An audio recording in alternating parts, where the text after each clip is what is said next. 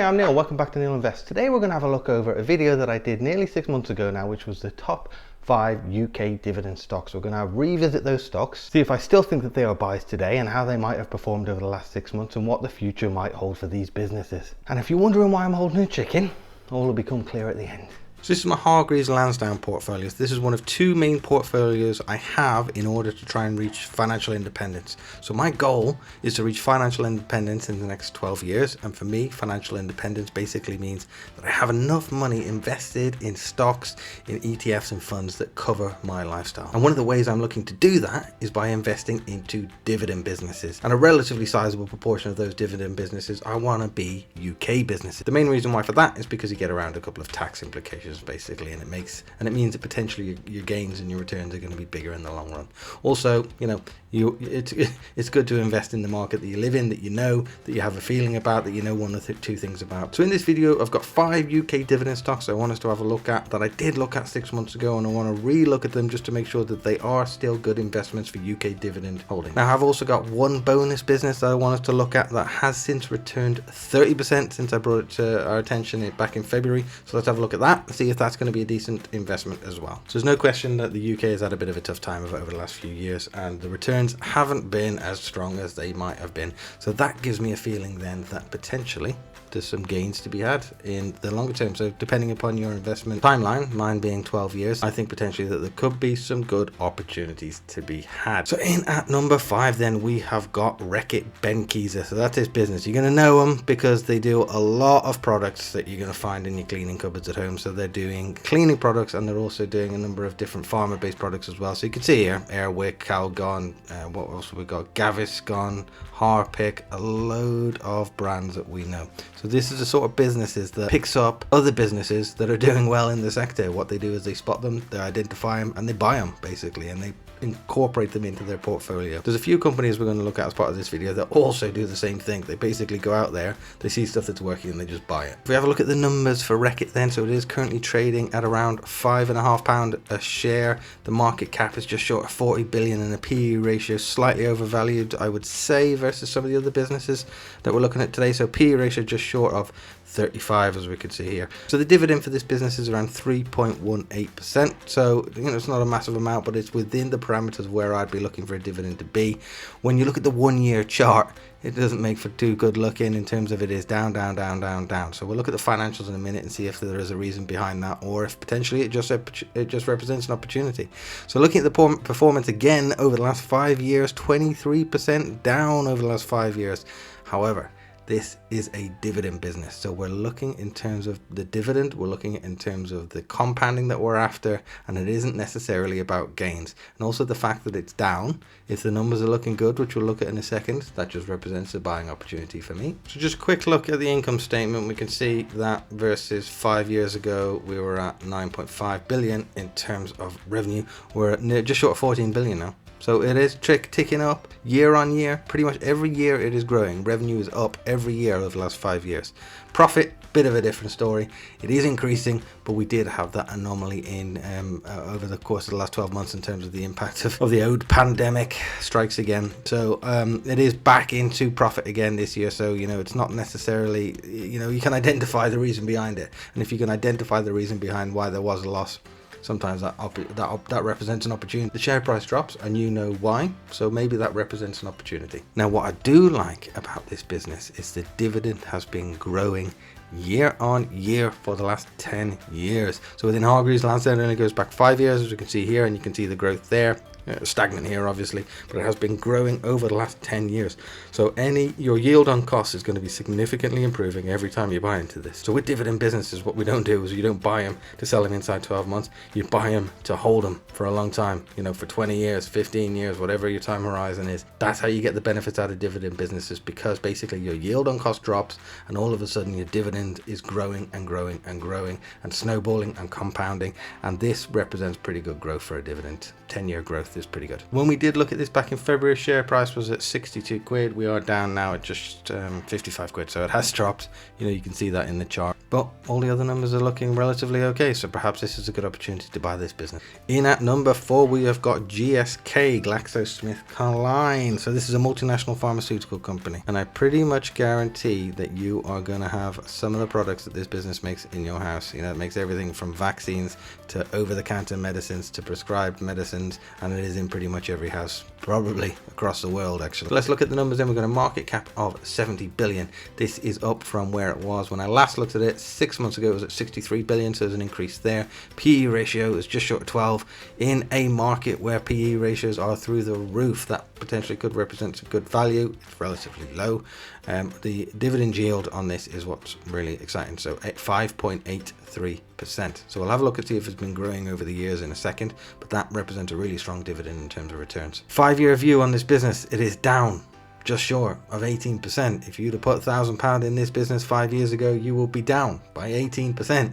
But this is a dividend video, so you would have collected 5-6% every year.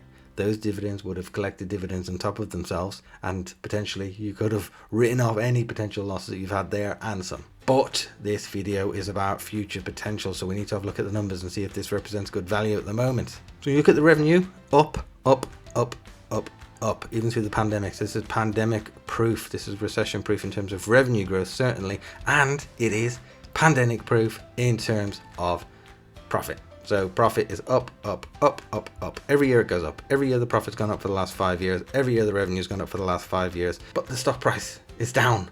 It's down 17-18%. So let's have a look at the dividends then. So as we could see, over the last 5 years, it's stagnant. It has been 80 pence per share every year for the last 5 years. But in a business that's growing in terms of their revenue every year, in a business that's growing in terms of their profit every year, perhaps that could be something that they look to increase over time. Or perhaps because the dividend is relatively high at 5.8% at the moment, and because the stock price has dropped, basically they're looking to keep it as it is. In at number 3, we have got Unilever. So look at all of these brands. You're going to know all of them. This is another one of those businesses that just buys food companies up left, right and center.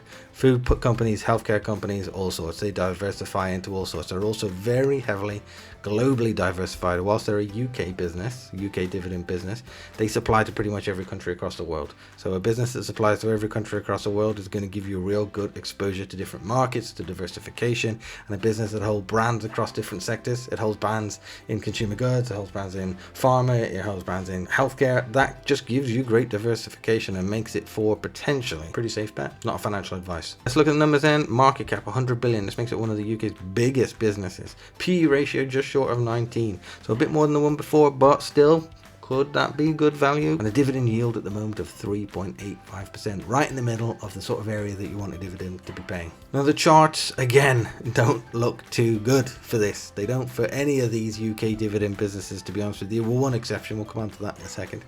And that's because the UK has just been beaten up so much over the last few years. It's had so much going on that has caused all of these issues financially from an economic perspective. But could that mean that there's going to be some significant growth in the future in these sort of businesses? Who knows? All we do know is the 5-year return for this is 6%, so not massive, and anything shorter than that in terms of duration, you'll have lost your money. But it's a dividend business. How many times I have to say it? So that means that you've been getting this juicy little payout every single year, and that's been growing and snowballing if you'd invested it a number of years ago. However, we want to look at what the future might hold. Financials for the business, the revenue has stayed pretty static, really, over the last few years.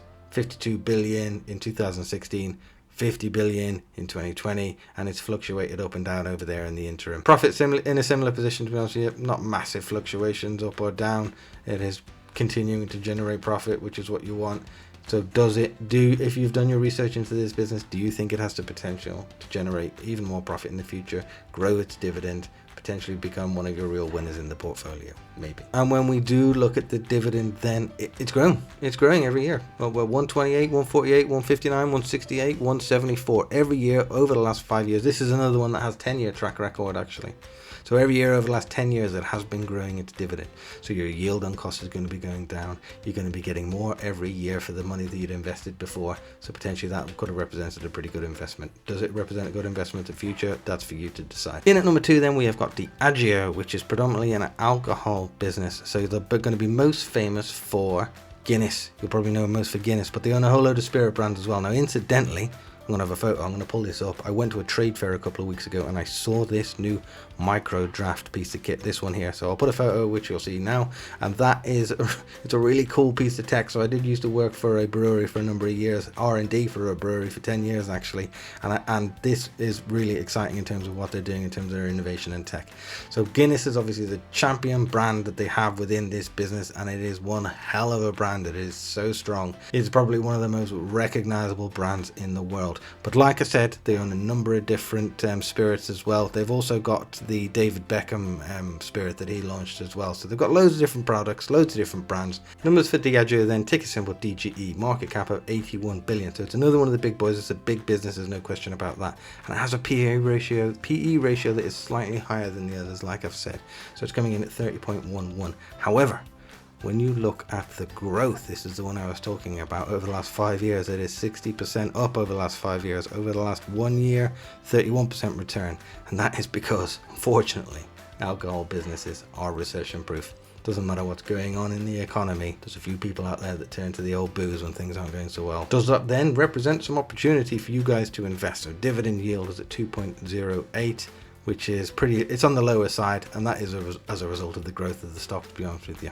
So let's have a look at the financials. Revenue's not actually massively up over the last 5 years, so it doesn't reflect the pattern that we've seen within the chart. So 18 billion in terms of revenue 2017, 19 billion in 2021, and the profit as well was a pretty similar picture. So 3.5 billion in 2017 versus 3.7 billion this year. So not a massive shift, but there must be some confidence in the market with this business. Perhaps that's associated with the dividend. So it's gone up nicely. 62 pence 5 years ago, and we're at 72 pence now. So it's gone up quite a bit. A good few percentage points that's gone up, and it has grown every year. So if you've got a feeling that there is going to be continual growth and opportunity and profit within this business, and people are going to continue to love Guinness, who won't? Maybe this is a good investment. Do your own research. Right then, number 1, no surprise for anyone that watches any of my videos, and that is Aviva. Aviva are a massive insurance business. They do home insurance, car insurance, life insurance, every type of insurance you could possibly want. So boring, yes, but often some of the most boring businesses can be the most profitable. So Aviva, ticker symbol AV, is at a share price of £3.90 at the moment, with a market cap of 15 billion. So one of the smallest businesses that we have looked at, but it's got a PE ratio, which is one of the smallest that we've looked at as well, which is 7.5. It's got a dividend yield, which is absolutely enormous at 6.85% at the moment. And if you look at the chart over the last year, it's really, really done well. And this is one of my biggest dividend holdings that I have within the UK, and it's here within my Hargreaves Lansdown portfolio. So here you can see it. I have about 177 shares, which I bought about 12 months ago now.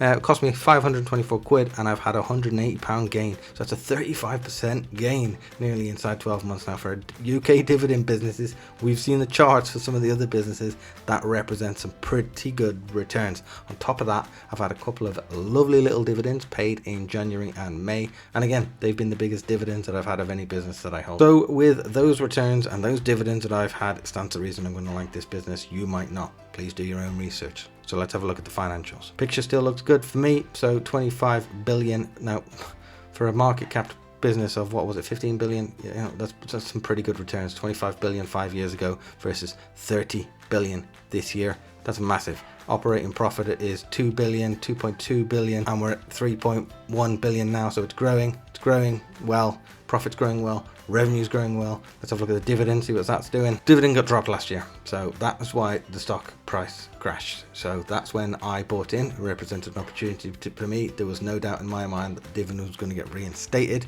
So it hasn't grown as well as some of the other businesses, but I bought in at a time where it was real value for money. Does it represent value for money going forward? Only you can decide based on your own research, but I'm going to continue to hold it. What I am also going to continue to do is drip into it. Not within Hargreaves Lansdown, because we all know the fees that exist there, so I'm going to do it within Trading 2 and 2, where there's no fees. Right, last one, as I promised. I said I was going to do one more, and it is the same one that I did as a bonus 6 months ago. So if you watch that video, you know what's coming. It is Lloyds Bank. So Lloyds Bank, well, they're a bank. So we all know what banks do. So nothing too exciting in terms of the website here. They're a bank. Currently trading at 45 pence per share. Now it has been as low as 26 pence per share. So it really dropped last year, and that is a hangover from the 2008 crash. So people thought that banks were going to suffer as much as they did in the 2008 crash, when actually this pandemic had nothing to do with banking. It wasn't a financial crisis. It was a world crisis. It was an economic crisis in terms of everything, not just it wasn't banking solely. So it really hit the price of this share, and it dropped significantly. It has since recovered quite a bit. So if we look at the 6-month returns, we're up 7%, 1 year 72% returns. So since I mentioned the business as potentially being an opportunity back in February, it has since returned 28% since that specific time. So it's done well, and it has reinstated the dividend. It's not a massive dividend, there's no question about that, but it is certainly an interesting business to be holding for the long term, I would say. By the way, I've got links below of all the platforms that I use. Feel free to use those. In certain circumstances, you're going to get some free shares out of it. Can't be bad. And if you found this video of any use, here's another one you might like. This one is looking at another couple of dividends that I think are pretty good plays for the UK. Thanks for watching the video, guys. If you made it all the way to here, you're probably still wondering why I'm holding the chicken. And to be honest with you, it's for no other reason than she's a lovely little lady, isn't she? You gonna say hello, Margaret?